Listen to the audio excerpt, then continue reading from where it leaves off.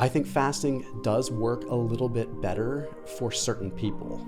Like for people that are severely metabolically dysfunctional, that really do need to bring their insulin levels down, the literature is very strong that fasting works very effectively at that. Let's start with some of the, or one of the more common controversies in the field of nutrition. The best proteins to eat for fat loss. All right, so I'll come out right out and say, and like I'll be the diet Switzerland first. The best protein is the protein that you can get. All right, but let's get into the nitty gritty of it. I just recently released a video. It was kind of interesting on this. There's some evidence suggesting that when put side by side with other proteins, believe it or not, like white fish seemed to elicit a little bit more of a metabolic effect. So if you want to get down to a granular effect, then sure, maybe white fish is a little bit better for fat loss.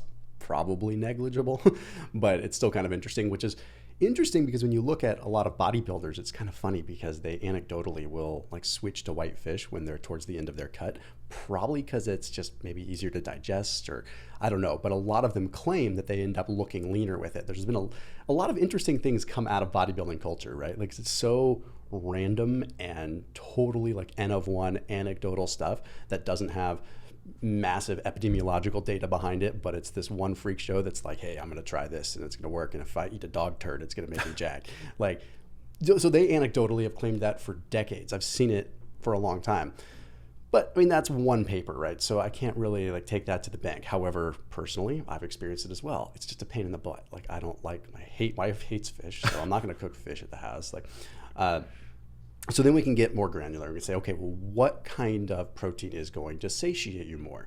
Well, on one hand, you could say, all right, well, plant-based proteins are going to have more fiber, so they're going to satiate you more, so that's going to make you eat less. Okay, valid argument. But on the other hand, you've got, okay, well, we've got the red meat argument. Okay, if you have a fair enough amount of saturated fat in red meat, high enough protein concentration, then that's going to satiate you. So is it about satiation, or is there more to it than just the amino acids, right?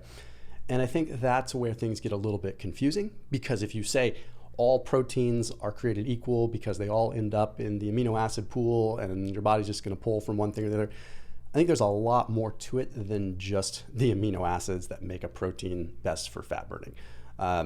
Personally, I take a little bit more of a Mediterranean approach. I go for leaner cuts of meat. And why is that? Well, it's not because I don't like the fatty cuts of meat. Believe me, like I'll sit down and I'll eat a raw ribeye with you. Like I don't care. I love the stuff. But at least with a lean protein, I can account for the fat calories a heck of a lot easier. And put it like this, like we have a couple of steaks sitting next to each other. So hard to tell which steak has 30 grams of fat, which one has 20. Most people, if you look at it, you're not going to be able to tell with your naked eye, right? So with that, I'm just like, okay, I opt for the leaner cuts of meat if I'm on a fat loss regimen, because it allows me to account for those calories that would end up like all over the place otherwise. So it's just a safer bet. But when you get into the argument of like plant-based versus animal-based protein, both sides ultimately end up coming down to the same conclusion that more protein is better. So then you have to ask yourself, how do you get the most protein for the buck? With most people, when you're doing it from a plant-based perspective, I would think that it's kind of hard to get the adequate amounts of protein that you're really looking for without completely going overboard in other macros or calories, right? Unless you know what you're doing and you've been doing it for a long time. Like it's very hard to get, 200 grams of protein from Pop-Tarts and fake cheese. It's just probably not going to happen. Exactly. Yeah, no, it's so true. When you post all these incredible videos on your YouTube channel, and I can't not click on them when they pop up on my feed. Like Thomas DeLauer is wandering Costco, finding all the best protein options at Costco or Trader Joe's or what have you. So like when it comes to how you shop, like what are some of the like highest impact, high protein foods that you're reaching for? Yeah. So, I mean, if you're looking bang for the buck, again, it just comes down to shopping that perimeter. So for me, the high protein foods that I'm looking for, lower fat cottage cheese. Okay, trust me, I love the high fat stuff, but again, like if I'm paying attention to calories, it has nothing to do with fats being good or bad. But cottage cheese is a big one. Low fat Greek yogurt is a huge one. I'm still a fan of chicken breast, as boring as it is. When I go for ground beef, I go for like the 93 or 96% lean stuff. Like Trader Joe's has the 96% lean ground beef. Yeah. And why do I go for that? Again, it's not because I have a fat phobia. It's because holy cow, this is, like, no pun intended, like legitimate good quality protein with very minimal fats. So I opt for that. I tend to stay away from like the fattier cuts of like poultry, just because it's very hard to account for. And again, a lot of times poultry is relatively low quality in the fat content. Like, you're gonna get higher quality fats out of pork and higher quality fats out of beef than you typically are the fats in chicken. Like pork, for example, a lot of people don't talk about this, but most of the fat in pork is monounsaturated fats. So it's actually a pretty good fat, right? So it's not something to be sneezing at. Like, if you find like a nice pork chop that's got a nice little ribbon of fat and some marbling in it, yeah, you're gonna have saturated fat, but you also have a good amount of monounsaturated, which is a good fat that we're looking for. HDL related, LDL, lowering LDL, all the things that are kind of blanket statements. When it comes down to the plant-based proteins that I would still get in my diet, although I count them towards my protein, I don't count them as a complete protein. So I try to separate the animal high quality proteins that I get from my diet and the plant-based proteins that I get from my diet, because as much as it may upset some people, I do think the animal protein is higher quality. And it's, so I mean, yes, do I still count the plant-based protein from maybe flax or from chia or, you know, things like that? Yeah, sure. I guess at the end of the day, it adds up. But I try to just forget about that as far as accounting for my protein and focus more on those animal proteins. Also lately, you know, a lot more raw milk. Don't really think of it so much as a protein source as I do almost a supplement. I almost think of my raw milk intake as, I want a benefit from this, so I dose it almost like a supplement. And be like, okay, I'll have a half a cup here and there because I want that enzymatic effect. I want the microbes. I want that. Yeah. Are you still drinking the Fairlife stuff that I turned you on to? Yeah, stuff's pretty awesome. Like the fat-free one, it's almost like a free food. Yeah. I have no affiliation with Fairlife, and actually, you know, there is some controversy surrounding the company. Like, apparently, a couple of years ago, and allegedly they've addressed this. I'm not speaking for or defending the company, but you know, there was like some animal rights like issues that came up a couple of years ago. But if you put that aside and give them the benefit of the doubt and believe that they've addressed those issues that were certainly significant, like the Fairlife ultra filtered milks are kind of amazing. They're like, they've got half the carbs, no lactose, you know, 1.5 times the protein of normal milk. It's like a really great fat loss food. No, it's pretty awesome. I mean, again, I can't speak to the quality of the milk per se. I can't speak to the animal rights side, so I can't comment on that. But from a sheer macro perspective, like, the stuff is pretty awesome. And you're like, the filtered fat-free milk basically tastes like 2%. The filtered 2% basically tastes like whole, and the filtered whole basically tastes like half and half. Yeah. So it's like you're kind of getting this step up. So if you're someone that's maybe on a fat loss regimen and you're saying, hey, like, I just miss that taste of whole milk, or I just miss that, and you want a little taste of it, I don't think you should maybe be living on this stuff. You know, just like anything, I think there's a little bit of moderation we have to exercise there, but it gives you that little glimmer of hope that sometimes you're looking for when you're on a cut or you're trying to drop weight. Yeah.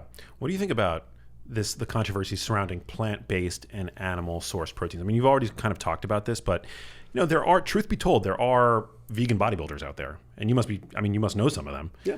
Like, so how are they making it work?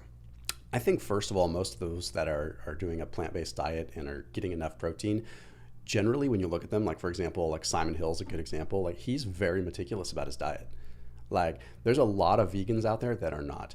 And I respect a health conscious, diet conscious, like choice conscious vegan that is actually like making good choices with their diet in order to get adequate protein. Like, the difference between Simon Hill and some of these others is like Simon Hill is still very pro protein. There's a lot of vegans that are like, think that protein is the enemy to longevity, which arguably I think has been pretty debunked, but I mean, you can find an argument anywhere. So again, I respect that, hey, if you're getting adequate protein, like, and you're making the efforts to do it, then good on you. Heck yeah, you're clearly making it work. Is it more difficult? It's gotta be. I mean, of course, because the literature is suggesting that it's not just like combining rice and beans to get adequate amino acid profiles. Like, there's synergistic effects, sure, when you combine them, but there's also like postbiotic effects of certain foods. There's all these different effects that happen when food is in its true bioavailable form. You know, so when I look at like an animal-based protein, it's there in its natural biological form. I'm not having, and then I'm getting kind of anecdotal here and I'm getting a little woo woo, but it just doesn't make a lot of logical sense that the body is going to be very, very good at saying, hey, here's rice from one continent, here's beans from another continent, let's magically turn it into red meat. Like, I'm sure it works at an amino acid level, but wouldn't you think that like there's more to it than just amino acids? And again, I'm not a biochemist, so I can only comment from like the perspective of some logic. I mean, like, our bodies are very complicated. Like, don't you think they kind of have figured out like what a bioavailable food is that's just like real in its whole form? I don't know if we're going to outsmart that. We can to a certain degree, but we're probably missing something, if that makes sense. Yeah, I remember reading a study that compared like there was like a transient difference in the post-workout, like a post-workout androgen spike when they gave subjects either soy protein or whey protein. I think in this study, the soy protein blunted the post-workout testosterone spike. Now, that's just like a transient spike. I don't think that matters over the long term in terms of muscle gain. And I think they've shown that if your protein levels are high enough, that plant protein versus animal protein, you can still gain as much muscle. But that's interesting. I mean, that shows like biologically that there's a difference, a physiologic difference in terms of how we respond to the two different kinds of proteins. And also, I think it's not even debatable at this point that among the plant-based proteins, soy is like the highest quality. Yeah. But as omnivores, I mean, we say all the time, like there's probably value to rotating your proteins, right? I'm not eating only chicken breast all the time. I'm not eating only red meat all the time, right? There's value in integrating the fatty fish.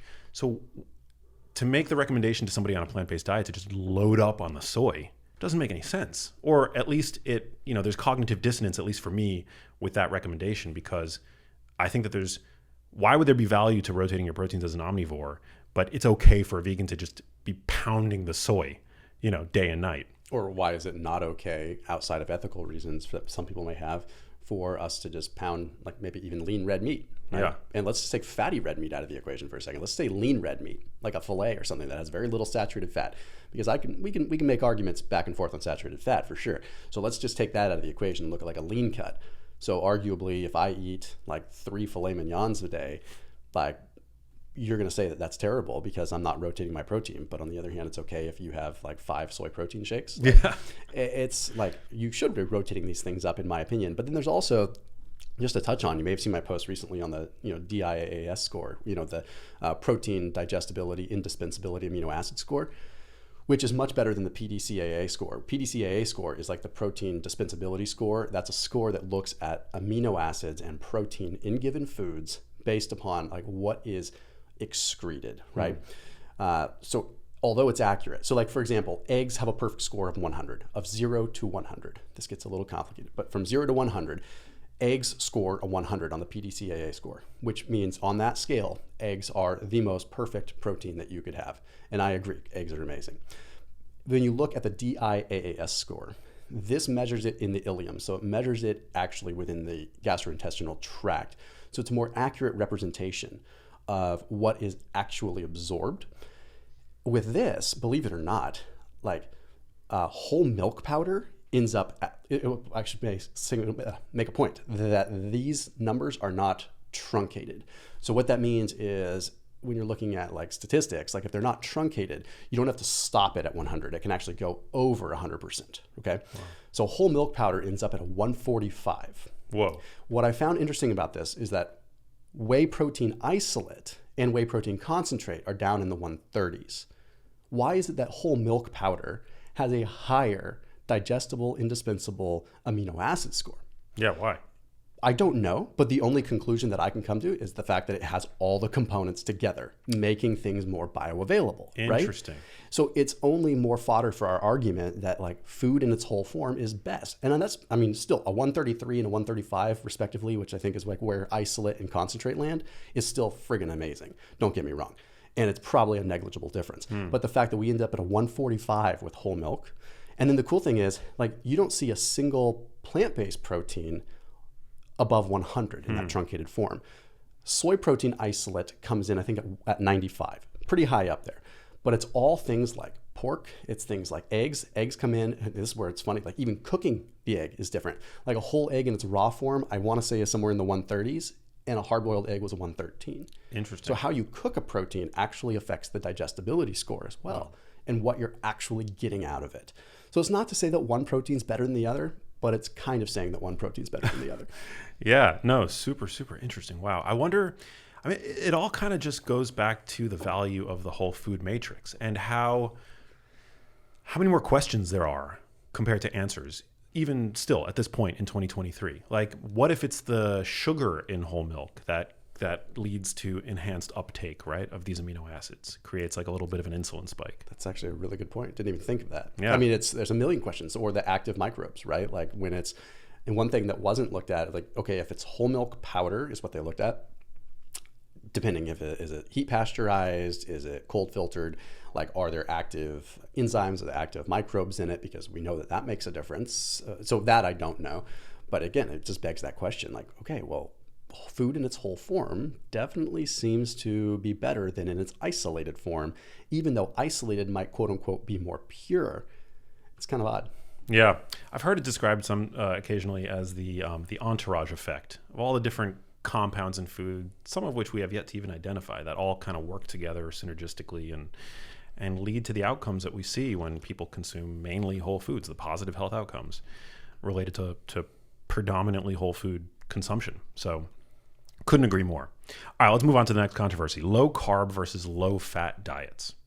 This is I love that I get to talk to you about this, because you are one of the early like keto guys, right? Like you went, and keto helped you lose a huge amount of weight. Yeah, immensely. Yeah, correct me if I'm wrong. So like you definitely, that's like a camp that you, I think, were once a part of. I don't know if you still consider yourself a part of that camp, but yeah, how do you kind of see and think about the difference between low carb and low fat diets? I feel like low carb diets are largely misunderstood. I feel like they've been wrongly demonized, and I've been on both sides of them. I'm not on a very low carb diet. I guess by most standards, I'm probably still low carb because I really don't eat more than like 120 carbs. But I was once a keto guy. Why am I not keto anymore? Because I've achieved my body composition goals. I've no longer diabetic. I was diabetic. I have fixed my body. Like, I don't need to be on keto anymore. Some people want to stay on it. And granted, I feel great on it, but I don't see a point. Like, now my goal is, okay, more performance oriented. So I sprinkle carbs in where I need them. And now I'm just having fun. Now I'm just like, okay, let me do a bunch of different experiments on myself and see how like different things respond. So being in that camp and really understanding the literature and befriending a lot of esteemed researchers in that world, I can just see how they've just been completely just kicked to the curb because they think in a different vein than the rest of the evidence-based community. But when you actually look at the literature, like, it's pretty split. Now, when we get into a low-fat diet, that's a little bit of a different category. I haven't had a chance to dive into it a whole lot, but there was a paper, you may have seen it, that came out just recently here in 2023 that was pretty compelling, demonstrating that like a low-fat diet is not sustainable. Okay, a low-fat diet can work phenomenally well for fat loss, but it's not realistically very sustainable. So then you have to get granular. A low-fat diet, like, we have to look at fats like we do carbohydrates. Okay, we almost have to understand that they're, for lack of a better term, is sort of a glycemic index scale of fats, right? If you talk to any person on the street and you ask them about fats, they're probably going to categorize fats in one category. And like, the more you start to learn about nutrition, you realize like how complicated fats are and the carbon chains, and how, you know, it ranges from, you know, butyric acid, you know, with very few chains, to MCTs having 6 chains, all the way up to 22 carbon chain fats that digest at different speeds, that have different impacts on lipids and triglycerides. You're like, oh my gosh, like every fat is so different. Just like there is a huge difference between taking a pure scoop of dextrose powder and eating a sweet potato. Entirely different, right? So when you look at low fat versus low carb, it's impossible to just say one is better than the other. Like, low fat, okay, what does your protein look like? Okay, low carb, what does your fat look like? Are you only eating saturated fat and not getting any of this nutritional value out of these other fats? Okay, arguably from a health perspective, both could be very, very bad. Okay, but there is a such thing as a well-crafted ketogenic diet and a well-crafted low-carb diet that hits all those micronutrient goals. There's also a low-fat diet that can get fairly close, but I would say that the low fat diet takes a lot more conscious thought to get adequate fat nutrition in than a low carb diet does to get adequate micronutrients. So like on a low carb diet, it's not that difficult to say, okay, I'm going to limit my saturated fats a little bit more, and I'm going to add more olive oil and some avocados in. Everything else, and don't eat processed junk. All right. On a low fat diet, you're like, okay, I got to make sure I get enough of these fats because I got to support my cholesterol. I got to support my lipids. I got to support myelination. I have to support my brain. You're like keeping a spreadsheet of making sure because, oh my gosh, I can't go over 50 grams of fat. So I got to make sure, oh shoot, darn it, I had 30 grams of monounsaturated. Now I'm missing out on my fish oils. You see what I'm saying? Yeah. Yeah, totally. I think the worst thing about the low carb movement has been that people assume that low carb necessitates high fat. And so you see kind of like the dirty keto movement, which is like they're doing low carb, which is fine. Like I probably have a bias towards low carb myself, but the idea that it also needs to be high fat, I think that's what's led to a lot of people stalling with their weight loss journeys. You know, they go on these like low carb diets with good intentions, and they start loading up their pantries and their kit and their refrigerators with like really high fat products.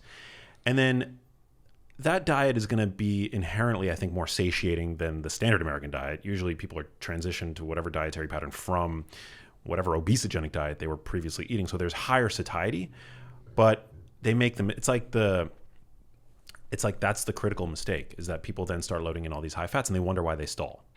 I think you're dead on. And I think one of the biggest mistakes that they've made in the keto community is that simple term of, fat burns fat. Or it's like the confusion with that is, it's no wonder people get confused, and no wonder like the evidence-based community comes at that, because that just is illogical.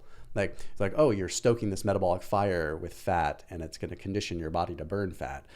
Not quite. I mean, it's definitely not. It does condition your mitochondria in the absence of carbohydrates to utilize fats. But that's going to happen with or without additional fats. Like once carbohydrates are removed, then the mitochondria is going to understand how to, utilize fats. You're going to upregulate carnitine palmitoyl transferase 1. You're going to upregulate these systems that use fat. So you can do that with or without a bunch of added fats. So the common it's just, oh, eat more fat, you're going to burn more fat. No, eat more fat, you're going to eat more calories. Yeah. And you're also going to burn more dietary fat. But I think the point that most people probably would prefer to be burning their own body fat. But the more dietary fat you consume, you're just displacing whatever body fat you would have burned by eating that excessive amount of dietary fat. Think of it as like a sink, right? You've got a sink and you're throwing a bunch of like food in the sink, and you turn on the garbage disposal. Okay, well, eventually you're going to start burning up all that food, and it's going to go down through the garbage disposal. You're going to have an empty sink, right? Let's pretend that those things that are in your sink are fat stores. Okay, well, if you keep throwing half of a Pop-Tart and some eggplant and some stuff in the sink, then you're never actually draining that sink. You're just constantly throwing more in the sink. So you may start with a sink full of food that you're trying to grind down through this garbage disposal. But here, let me take a bucket of chow and dump it in that sink while that garbage disposal is running. So even if fat burning's going, you're never pulling into your actual stores. You're just constantly burning what you're putting in. Yeah, 100%. And to the credit, but also to the credit of the low carb diet community, it's true that there's no such thing as an essential carbohydrate, whereas as you alluded to, there are definitely essential fats. Yes. Like we do not want to go too low fat. Whereas you could eat a zero carbohydrate diet and survive on it. Whether or not you're thriving on it, I mean, that's another question. I mean, I've thrived on like probably less than 10 grams of carbs for years. Interesting. I mean, I felt amazing. Granted, it was in contrast to being obese before, but yeah, I mean, gluconeogenesis is a pretty powerful thing. Your body creates glucose, and I think the biggest issue that people might face is over the long term, maybe they end up with micronutrient deficiencies. Because it's especially now, because there's just so many like delicious keto treats out there. It's like easy to just eat garbage and just end up back at square one just without the carbs. Do you have any favorite junk foods, like indulgence foods? I'm a texture guy, so like ice cream I'm a big ice cream guy. Yeah? What kind are we talking? Are we talking like the lower calorie ice creams, or are we talking like the real deal? I mean, occasionally I'll have the real deal, but usually it ends up being like a Halo Top kind of thing. Halo Top is good. Yeah, it's really good. Bro, people like, I don't know why there's like this hate that it gets sometimes, as if it's like not real ice cream, but I think it's really, really tasty. Tastes better than a lot of ice creams, if you ask me. Yeah. And I have no affiliation. Sponsor me, Halo Top. Yeah, really. It's good stuff. I go for, what's your favorite flavor? Ooh, the sea salt caramel is pretty darn good. Pretty good, yeah. Would agree. I'm a sucker for mint chocolate chip, but also like the Rebel Creamery stuff. Oh, yeah. Their mint chip is pretty unreal. Is it? Yeah. Man, ice cream. Okay, next, controversy. I love doing this with you, man. So fun. You know your stuff. Okay, fasting. This is a topic you also talk quite a bit about. Yeah. What's your current view on fasting? I think fasting should always be the anomaly. I feel like fasting, like if you start making fasting just your lifestyle, then all you're doing is walking a slippery slope into caloric restriction anyway, and you might as well just restrict calories. Is it more sustainable for you? It might be, but I think fasting every day is a recipe for a slow metabolism because you're just putting yourself in that spot. I feel like fasting occasionally, making it a shock to your system, that's a much more effective way to restrict calories while still keeping a base that's high enough to kind of keep your body functioning and not kind of get into this serious deficit that could be detrimental. I also think that by periodically fasting, you're getting the cellular benefits the way that you want, because you want to have this balance of mTOR and AMPK, right? You don't take it like just a gym example, for example. Like if I go to the gym, I want to have a little bit of an mTOR spike, right? I want mTOR to be elevated because that means that's pro-growth. But growth isn't just tumors and random tissue and muscle and fat. Growth is repair. And say what you want about someone like Paul Saladino, like he's got some strong arguments when it comes down to insulin and growth, right? And we've demonized insulin so much that now we're like, oh, well, fasting is going to decrease our insulin levels. We should keep our insulin levels super low. It's like, I think at baseline, yeah, your insulin levels should be low, but it's also good to have periodic spikes in them and periodic spikes of mTOR. So for people that are just constantly decreasing calories so much via fasting, I get concerned that you're never going to have the cellular repair that you need. So is it a viable tool for weight loss?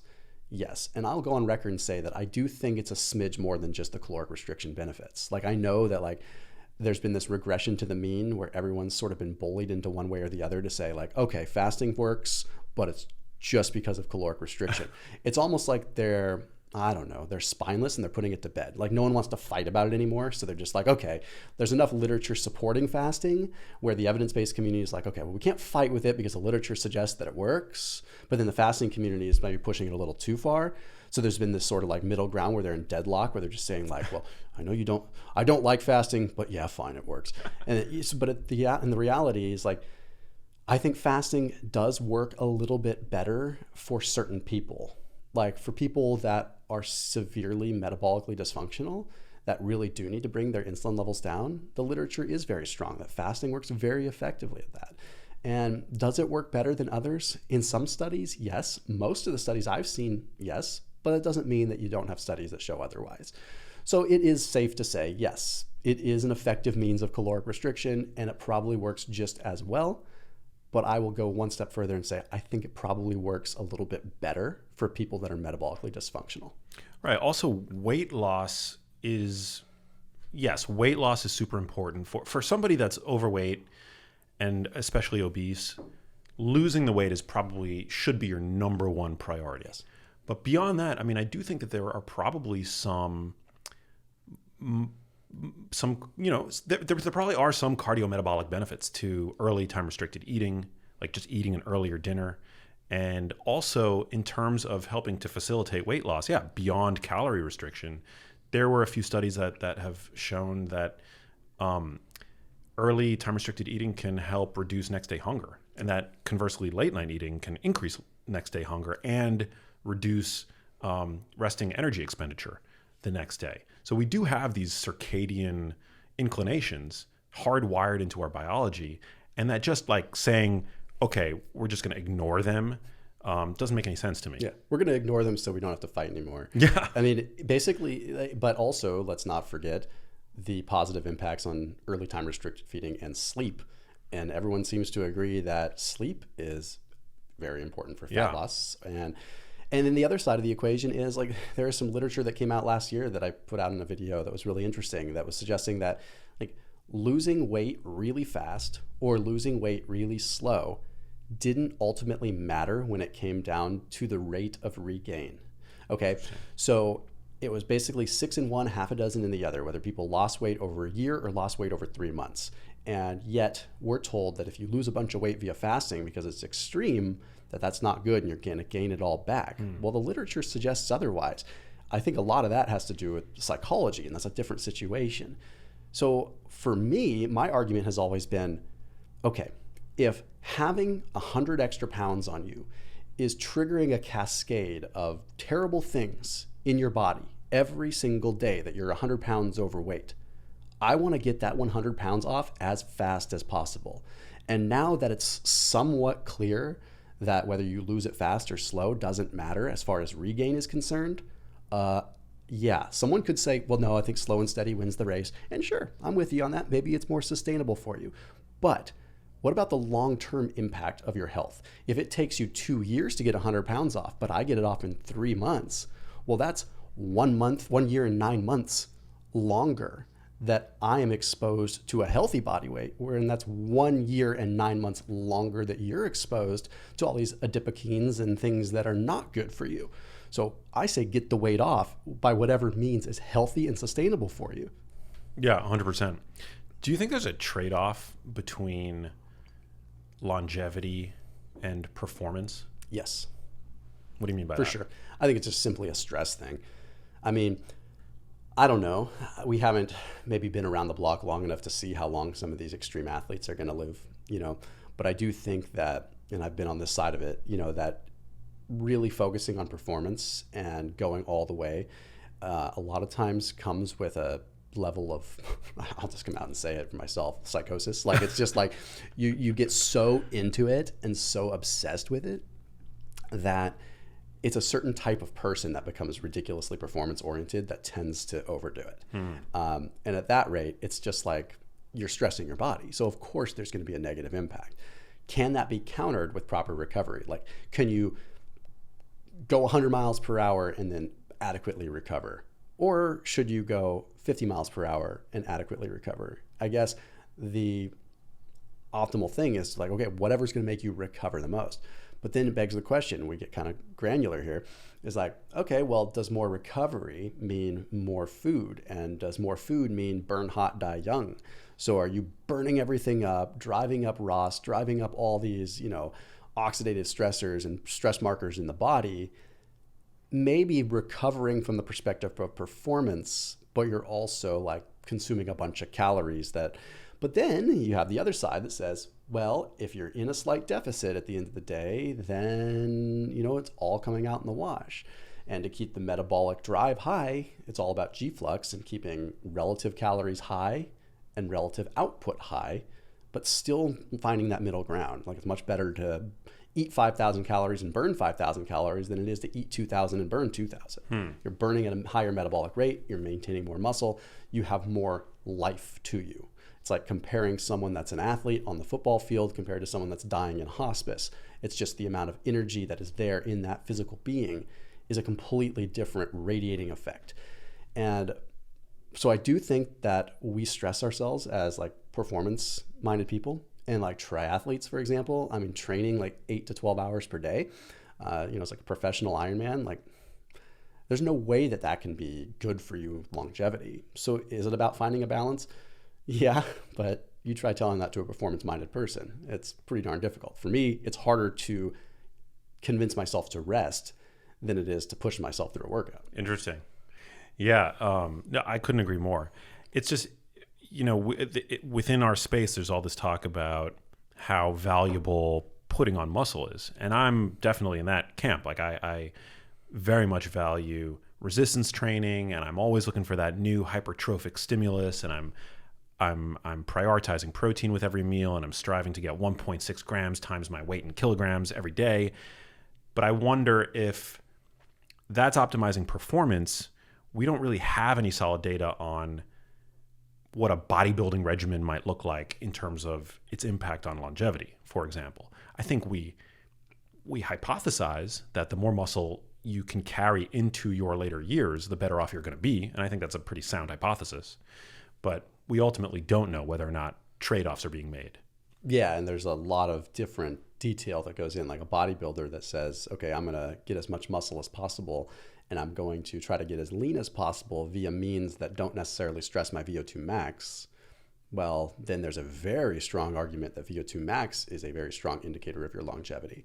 So it's like muscle mass a strong indicator of longevity, VO2 max a strong indicator of longevity. So is the bodybuilder that has a bunch of muscle to stave off frailty and to handle a fall when he's 70 better off than a person that is moderately muscled but has a strong cardiovascular system? That's a tough call, right? And we just don't have that cohort. There's just not enough people that are, especially that are in their 70s and 80s now, that maybe were extreme athletes, or not even extreme, but moderate to moderate extreme, that are in that age. There's just not enough people, let alone people that would be willing to be part of a study. So, and as far as I know, no one's even looking at that. And, again, like I've talked to even like Lane Norton about this, who like he and I oppose on a lot of things, but like he and I have both talked about like, because he's a performance-minded person, like, and again, say what you want about the guy, we at least level on that, right? And we agree that like, it's pretty much impossible to ever find like a fit cohort that you could really look at like all these health angles with at the same time as performance. It's very, very difficult. If you look at my lab work after like a week of hard training, someone might say, whoa, dude, you're like, creatine kinase levels are through the roof, your creatinine's high, like, you've got these oxidative markers that are high, all these things that indicate the body's under stress. Cardiac CRP might be high, but then you look at it a week later after recovery and things have gone back to baseline, if not better. Like, so it all depends on when you look at that data, right? So it's like if you're sampling performance-minded people or athletes, it's just really hard data to look at. Yeah, but on the other hand, there aren't many obese 90-year-olds that I'm familiar with. Fair. Right? So I think maintaining a semblance of balance is probably very valuable. I do want to ask you some questions from my Instagram audience, because I shared with them that I had you come into the studio today, and I got a ton of really great questions. You've got a lot of fans out there, Thomas. Probably a lot of people that don't like me too, but... Well, the first question that I got, are you Vshred? Okay, I got to tell a story now. Twice yesterday in one day. I go into this place called Grab a Green in TO. It's in Thousand Oaks. It's a place where you just kind of build your own stuff. Bowl, sweet potatoes, whatever. And I go in and order my bowl. I go back, sit down with my wife. And then the owner is like, hey, your order's ready. I walk up there and he's like, has anyone ever told you look like that guy that's on like the ads and stuff like that? And I thought he was joking, because I thought he was like, knew who I was and was joking. And I was like, haha, yeah, that Vshred guy. He's like, yeah, does anyone ever tell you that, you look like him? And I was like, yeah, all the time. It like really interferes with things. He's like, interferes with what? And I'm like, well, like my brand. He's like, oh, you have a brand? And I'm like, yeah, okay, so you don't know who I am, but you think I'm Vshred. And then he proceeds to say, yeah, someone sent me a video of Vshred interviewing Paul Saladino. And I was just like, wow, what a tool. And I was like, okay, that was me interviewing Paul Saladino. So you just got this wrong. So he was so confused, thought that I was Vshred. First of all, he hated the interview with Paul Saladino because he hated Paul, even though I was very neutral in that. But what's funny about that, it was just wrong on so many levels. First, he thinks I'm Vshred, or he thinks I look like Vshred. Then he thinks that Vshred did a video with Paul Saladino. I'm like, no, actually, that one was me. Who is this guy, by the way? Because I'm not that I know that you always get mistaken for him. And my sense is that he doesn't have a ton of credibility in the nutrition space, but I don't know anything about him. I don't know who he is. I'm sure he's a perfectly nice guy. It's just Probably. Like he is, in fact, I have met him in person. Like he's fine, but he's just got like an online like sales funnel so he runs crazy amounts of YouTube traffic, crazy amounts of Facebook traffic, like ridiculous. Like clearly it's working because it's scaling. But what happens is he looks, and it's, I don't want to like throw him under the bus, but everyone else does. So like, I'll just like say, like, just look around. He runs really aggressive, like auto bill campaigns where it's like you get on his workout routine, like you buy his info product and then you're stuck on auto bill forever, right? Wow. So I have people emailing me all the time being like, I bought your program, refund me. I'm like, it's not my program. Like, you didn't buy anything from me. But then he looks enough like me where if it's in like a little ad that's underneath Like my some video, low res ad. Yeah. yeah, like someone's gonna be like, oh, well, that's Thomas's body type quiz because it's underneath my video. So he knows that he can run a ton of ads over my videos and it'll confuse people. Wow. It sucks, dude. Yeah, that's not cool. Yeah. Damn. Okay. Well, glad we settled that. Catherine Lynn S asks, what are your thoughts on orthorexia given your OCD background? Yeah. You have an OCD background? Or? Oh yeah. Yeah. So yeah, I've talked about that on a lot of podcasts. When I was a kid, it was pretty bad. Like, it was always afraid my mom was going to die. So it was like different hop on one foot, light switch flip. Like, it was bad. It was definitely bad. Wow. Pulling my hair out when I was like 12, 13 years old. Like, yeah, I had a pretty interesting childhood battling OCD and also battling eating disorder. I was anorexic when I was 13 and 14. And yeah, it was pretty bad. And so I've talked about this pretty openly on other podcasts about how it affects me today. And I think that it's actually learning food chemistry and learning biochemistry and learning what is in food has actually given me a healthy obsession to keep me from going just to one extreme. Because it used to just be like I would eat whatever, but as long as I like could rattle my my like wrist around with my fingers, like I put my fingers around my wrist, and as long as my wrists were skinny enough, and then I think I sort of self-sabotaged, which is why I became obese. I think I was like this revolt against my mom and like things like that, because I think my mom was kind of part of it. And it was an interesting plethora of different things. Wow. So how do I balance that today? I'm well aware of my tendencies to become very like obsessed with things, but I've also realized that obsession and focus are two very different things.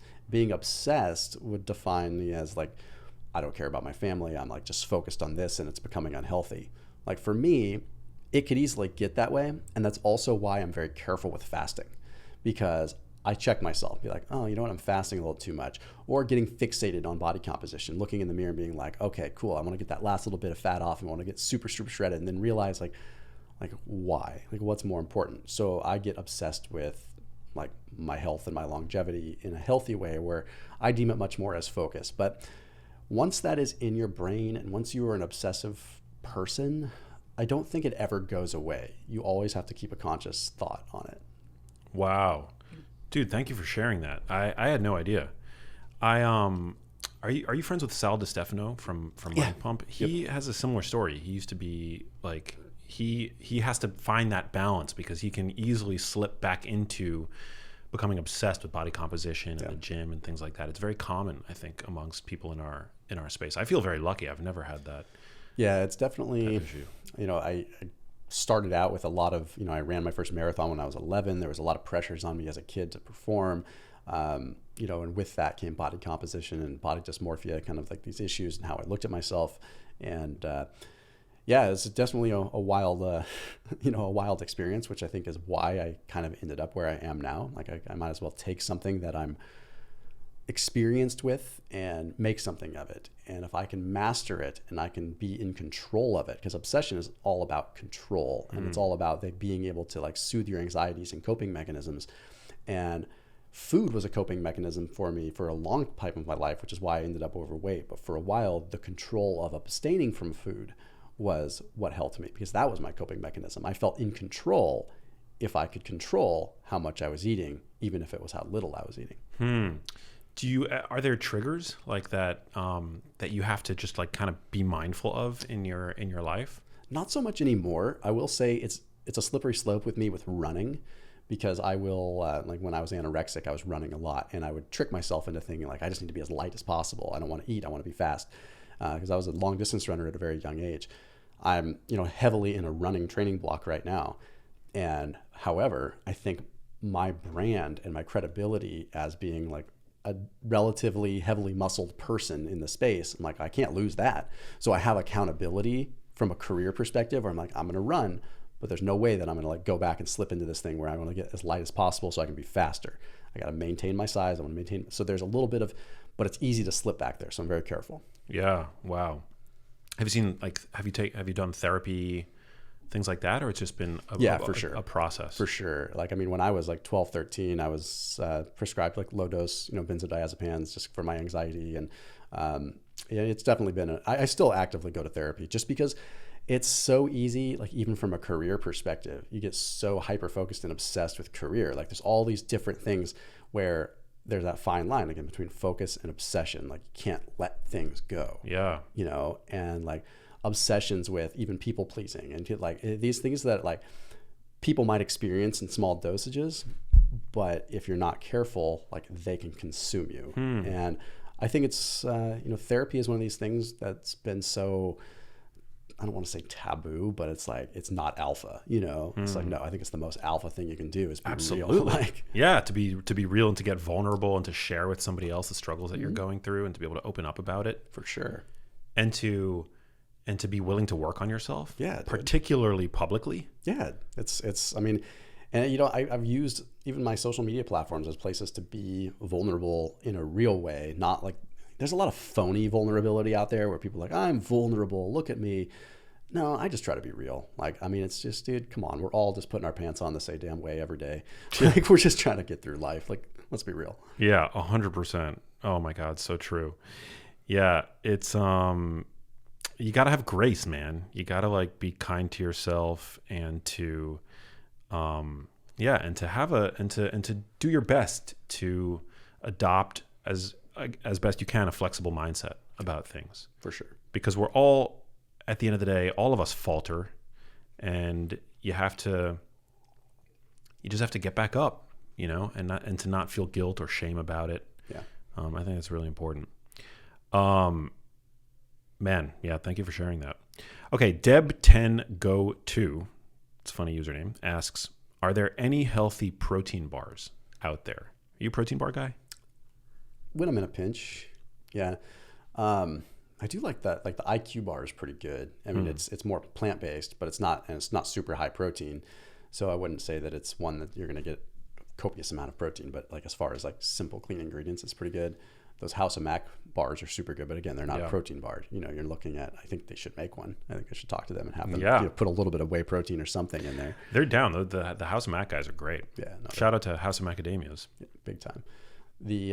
So as far as protein bars go, there's not a lot that I'm gonna like stand behind and say, like, I would think like if you're in a pinch, I would much rather see you have a protein shake than a protein bar. Definitely. Like although it's not entirely practical because most gas stations aren't going to sell like clean protein shakes, you're almost better to just get like a lot of gas stations will have, like they'll have the Fairlife milk at gas stations in small, get a fat-free Fairlife and like be prepared and bring packets of protein powder with you. Like they make single serve, like it's just such a cleaner option. Not that protein powder is an amazing thing, but if you get like a super clean one that doesn't have a lot of stuff added to it, it's borderline food. I mean, it is like, so like a whey protein concentrate still has.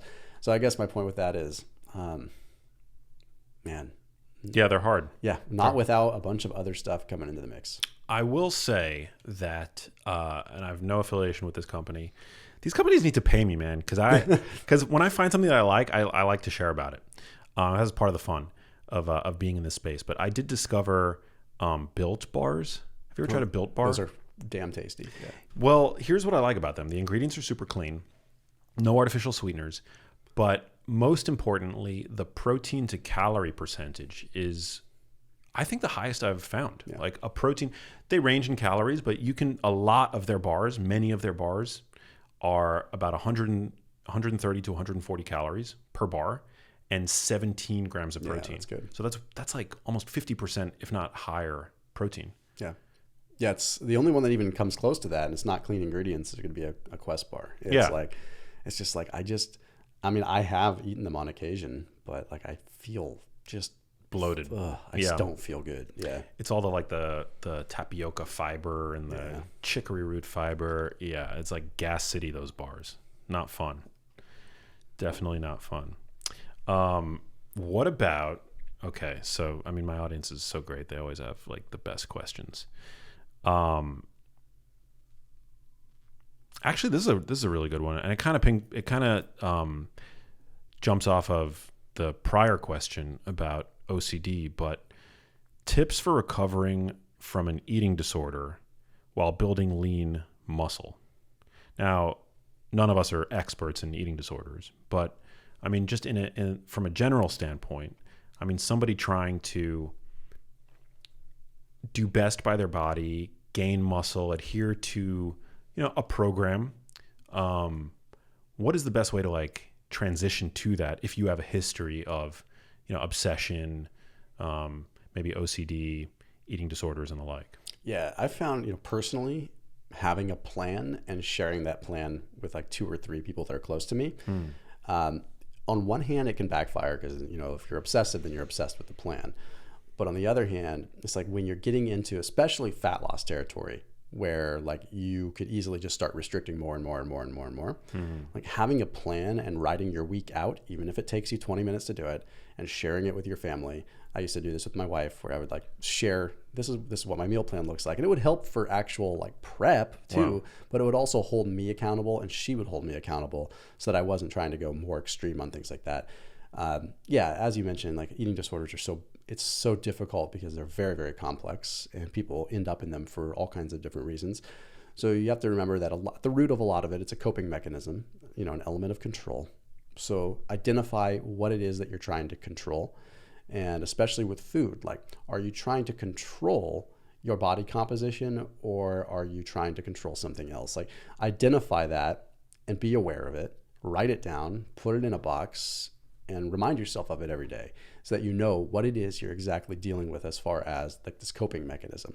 Because no matter which way you spin it, if you go on a fat loss regime or a muscle building regime, it's gonna feel like you're relapsing into this eating disorder territory because you are somewhat, to a certain degree, obsessing over your food. And people will kind of gaslight you with that, even inadvertently. Like, don't you think you're slipping up? Don't you think you have an eating disorder? You shouldn't. Well, what else are you supposed to do? Are you supposed to just throw it all to the wind and just hope for the best? Like, you got to have a plan. So identifying with like what your coping mechanism is and why it makes you feel that way, and understanding like, why does this soothe me? Like, what am I trying to control? And really digging deep with yourself. And then does that make you want to eat something to satisfy that? Because with other people on the other side, like it's eating disorders also eating something that gives you a sense of control when you eat it, or gives you a sense of feel good when you eat it, right? Like you go to food for comfort, for control, for that coping mechanism because you feel loved and it's not just, dopaminergic or serotonin. There is like deeper rooted things going on there. So identifying that is very important. Yeah, and I think one of the things that I've gleaned, and again, I'm in no way an expert in this topic, but removing the moral value from food, not seeing any particular foods as either good or bad, which I think if you have a healthy relationship with food, then you can put foods in different buckets. Like this food is not the best for me. This food is going to be very healthy. This food is like a trigger food for me. I'm inclined to overeat them.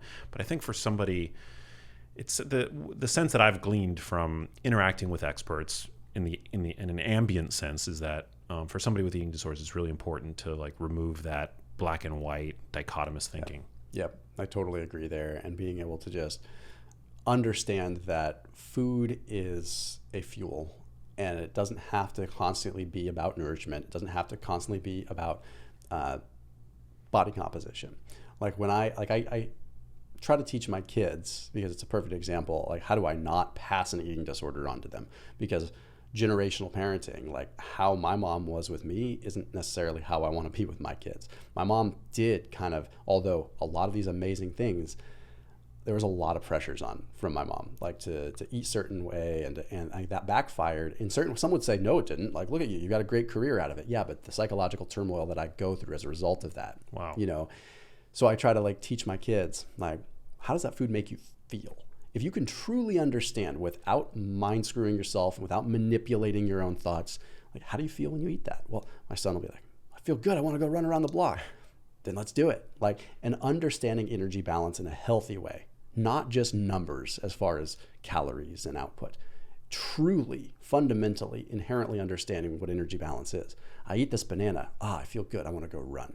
That's not an eating disorder to say I want to eat something, now I want to go run. Only if you spin it that way. If you eat something and you're like, oh my gosh, I have energy, I want to go do something, I'm fueled, that means your body's healthy. And to understand that and relate with that is great. To like eat a steak and be like, I feel like my body's healing. Listen to that, as woo-woo as it is. So I try to teach my kids that, where it's less about, like, we don't have the crappy foods available in the house, so they're not just going to go eat garbage.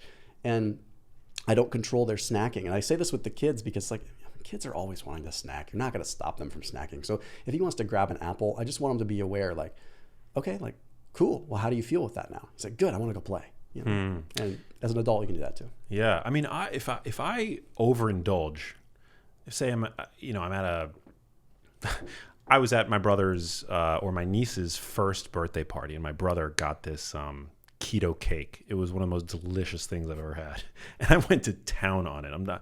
I must have eaten 1,500 calories worth of this keto cake. It was that good. It was like it was a keto carrot cake made by I forget the name. I wish I could give them a shout out, but it's like one of these like top tier LA bakeries, and it was like grain free, keto, and all that stuff. But I ate so much. The next day, I did increase my cardio a little bit, knowing that I probably went a little too overboard the next day. But I still feel like it's not like I feel like I had an unhealthy relationship with that experience. I just, I kind of like, I see life as a balance, and sometimes you got to like compensate when you've had a little too much fun in another way. When I was in college, if I would go out, one night and drink a little too much, the next day I would get back onto the wagon. Maybe I'd spend a little extra time in the sauna. It's about balance. But I think many people probably use exercise to punish themselves for things that they've eaten, right? Yep. It's like a form of punishment, like martial law that they self-impose.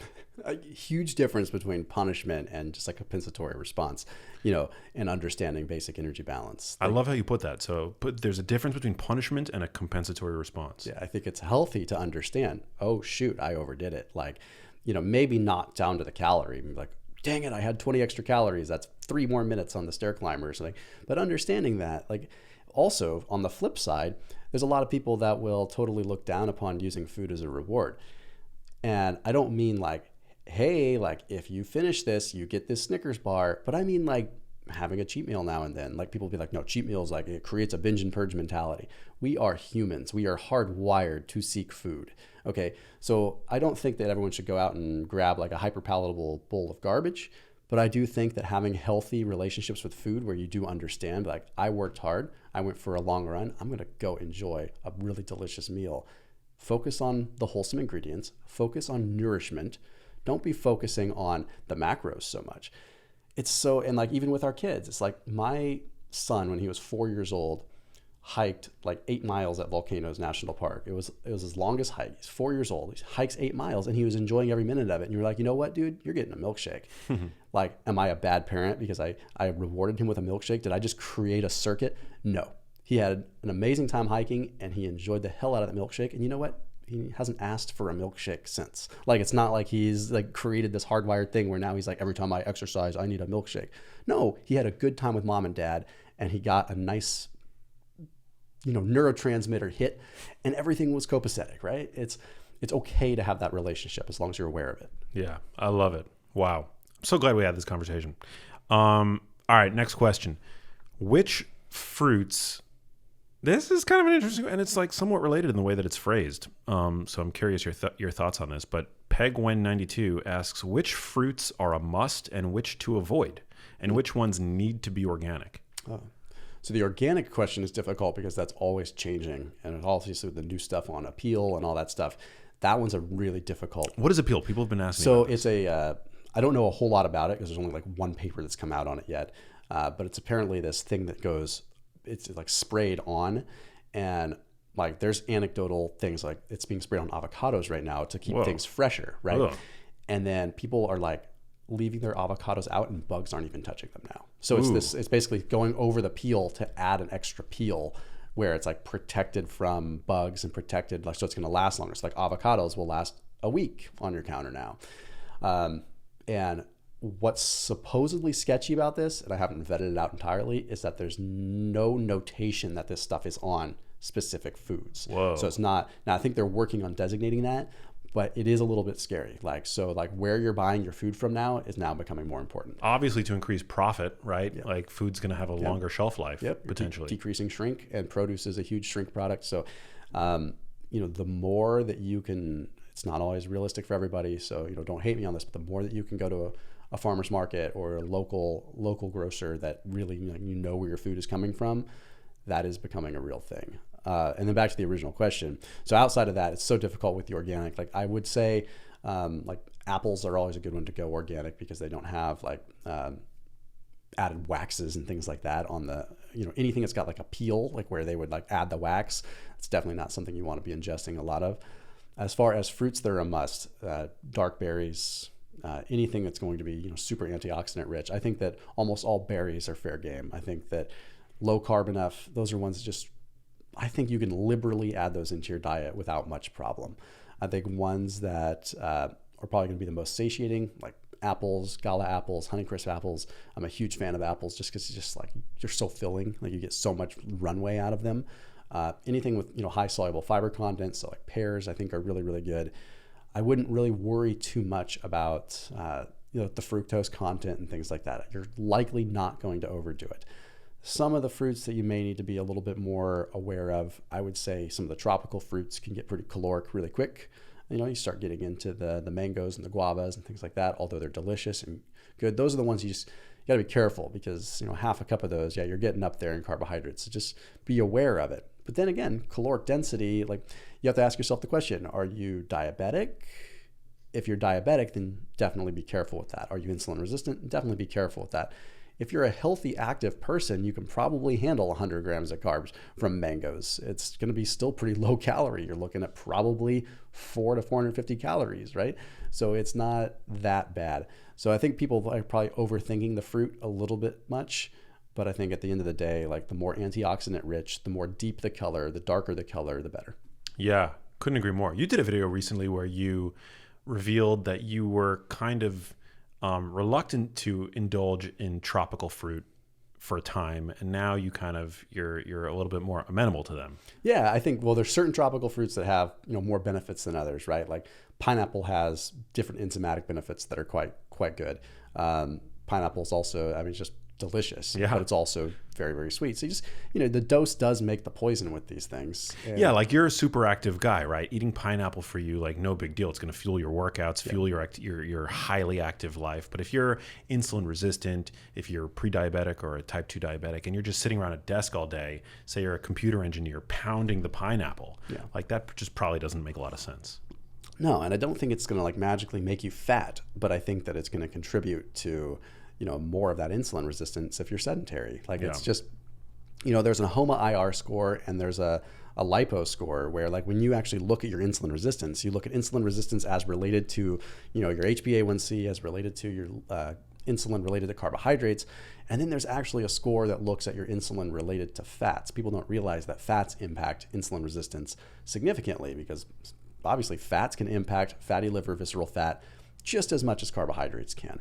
So you look at those scores, and my point in saying that is that one argument will say, well, no, that's not true. They can be as sedentary as they want, and they can consume a bunch of pineapple as long as they reduce their fats. That will solve half of the equation, but without looking at those two scores, you don't really understand where your insulin resistance lies. Is it coming from lipids or is it coming from carbohydrates? I don't know the metrics, I don't know the exact numbers, but I'm going to imagine that it's probably a combination of both. Yeah, and also when assessing whether or not a food is right for you, you always have to consider what you're comparing that food to, right? True. So if we're talking about pineapple, but it's like the alternative to pineapple are chips, right? Pineapple's gonna be a better option no matter who you are, right? Than like the bag of chips. Yep. So we're kind of just talking in generalizations here, but just to kind of like raise awareness and to inspire thought around these foods, right? Papaya Direct, by the way, is something I learned. If you like, when you go to Hawaii and you have papayas in Hawaii, they just taste totally different from when you get them on the mainland. There's this company now, no affiliation, but I was just on the Big Island for a couple weeks. I spent a lot of time on the Big Island, and big shout out to Maui right now, by the way. That's but anyway, a good way to support Hawaii. There's a company called Hawaii Direct or Papaya Direct that they'll free FedEx ship, 2-day shipping, papayas from Hawaii. So so they'll free FedEx ship them. So you just buy it by the box, and then they keep pretty well anyway. I mean, they go soft in like a week or so, but like, yeah, so papaya direct. So I just tried it out, so I'm waiting for my order to come. Damn, dude, I love papaya. Yeah, it's the best. Papaya is so freaking good. Well, this was so fun. We've covered a ton of ground, bro. Is there anything else you want to add or talk about? Like, again, it's such a treat anytime I get to talk to you. And you're as I said before we started rolling, like your output on YouTube is so impressive. Like, definitely somebody that that you guys should all listening go and follow and subscribe and do all the things, because Thomas is he's dedicated to learning and yeah, not afraid to admit where his thinking has evolved or where he perhaps has been wrong in the past, which I think is like the true mark of a person with integrity, particularly in this space. Yeah, thanks, man. Well, I got a question for you. What do you think about sort of the do you think that people that call out people online, like do these reaction videos where they're just like shaking their head? I mean, I love this question. Like, do you think that they are doing a service to the health community or a disservice? I think they're doing a disservice, and I think that they're not good actors typically. I mean, I think that there are probably some exceptions, but if you find somebody who their whole shtick is beating down on others and calling people out, I think that it's just another form of, they're doing it from a place of narcissism and clout chasing. And it's intellectually lazy. It's not a force of positivity. I mean, they're gonna ultimately create their own echo chambers because there are audiences out there that enjoy that kind of content, right? But I don't think it's not positive. Yeah, it's not positive, and it creates. I think it creates more. It sows negativity. I'm not a fan of it. Yeah. Now, obviously, there's a lot of people on. Social media is a double-edged sword. It's given everybody a voice, which has led to people like you and me being able to wield platforms responsibly. I mean, I aspire to do it, and I know that you do as well. And of course, the fact that it's given everybody a voice has led to some people using it more for commercial gain and the like. And so there's a lot of, there is a lot of like bad information out there. But rather than, I think, you want to water the flowers, not the weeds. Yeah. And I think if you have a platform, I think you should ultimately use it to add to the conversation, right? I mean, imagine being like an MD or a PhD, having all this insane, amazing knowledge, having gone through the gauntlet of that academic path, right? And then coming out on the other end and using your platform to just shit talk others. Yeah. Do it. I like the way you put it, just intellectually lazy. Like I can't imagine a world where that was my content strategy, because it's just like, wow, like that, like you scroll, like what do you do for R&D? You scroll, like seriously, like that's what you do. Like, yeah. And people like will tag these people that do reaction videos because they're like, it is such an impulse, like response for them to get this visceral reaction. They're like, I want to see someone eat this guy alive. Little Sally that's doing a video talking about adding lemons to her water. Is she really harming the world so much that you need to do a reaction video putting her down? Because even if she got the science wrong, and a lot of times they do, is she really hurting society by encouraging people to put lemon in their water? Like, granted, there is literature behind lemon in the water, so don't get me wrong. I'm just saying as an example. But I think that is a detriment. Like, so what is the trade-off? Okay, instead of putting lemon in my water now, I'm going to consume something toxic as far as content is concerned and probably downregulate all kinds of neurotransmission, making me just a more miserable person. So how about instead of doing a reaction video and feeding the negative problem we have in this world, you let her do what she's doing as long as she's not hurting people? It's just like, that's the thing I just don't understand. Like when someone is blatantly, even if they're blatantly wrong, if they're not being malicious, then like, why are we doing this? What is wrong with people? Yeah. Like, it's so frustrating. And I spent a lot of my time like trying to like not get attacked by these people. I know you have too. And like, it's almost like in a weird masochistic way, I would like go looking for it. Like, who's talking smack on me? Who's talking smack on me? And now I've realized that no, like I think the cream is floating to the top. I think people are starting to realize that like reaction videos are here, like good quality information is here. And it's only going to be a matter of time before people that do reaction videos, like they're only swimming in their own negative echo chamber, period. Yeah. I think there's also a lot of jealousy that they harbor for quote unquote influencers. Now, I don't consider myself an influencer. I'm an author. I'm a health and science journalist. But a lot of these academics are terrible communicators. They're terrible communicators. They're antisocial. They're socially awkward, right? So they see all these other people on social media garnering these huge platforms, people who are good communicators, people who are not antisocial, people who like to connect and connect the dots and talk ideas, and maybe even ideas that are like at times getting a little bit ahead of the science, but are communicating and talking about those ideas reasonably and rationally and responsibly. And they have this seething envy under the surface. And so they feel, I think what it is, they feel compelled to call those people out. Yep. And so that is why I don't consider them to be good actors. I don't think that their calling of others out is coming from a good place, of a place of I really just want to do good in the world. I think it's coming from a place of envy and, again, narcissism and jealousy and all this stuff. And it's really toxic. Luckily I'm not really bothered by many of them. Like the feedback that I have gotten over the years has been overwhelmingly positive. There's just like a very small handful, and it's mainly I get frustrated seeing them do it to other people. It's the same 5 or 6 people. Yeah, they don't really do it to me. I mean, they do it to other people, and I get frustrated for those other people. Yeah, like they just like totally bash Glucose Goddess and stuff like that. Like she's very reasonable, I'm bro. like, she's a very reasonable person, and she's a legit biochemist. Like, yeah, and I don't agree with everything that she says. Agreed. Yeah, me neither. But like, I'm more than happy to have a conversation with her. I think that she's doing more, and I could be wrong here, but I think that she's doing more good than harm. 100%. And she's promoting people gaining greater insight and data over their own biology, which I think is a good thing. I mean, and there's other examples of people that are doing more good than harm, but these clout chasers on social media, who, by the way, claim to be all about nuance, and yet they're happy to take a thin slice of something they've seen come across their social media feeds and then go all in on that, as if that's the sole message delivered by this person everywhere at any time. And they just they go in on it, and it's so screwed up. And of course the algorithm favors it, and there are people that are just hyper aggressive out there that like to see a fight.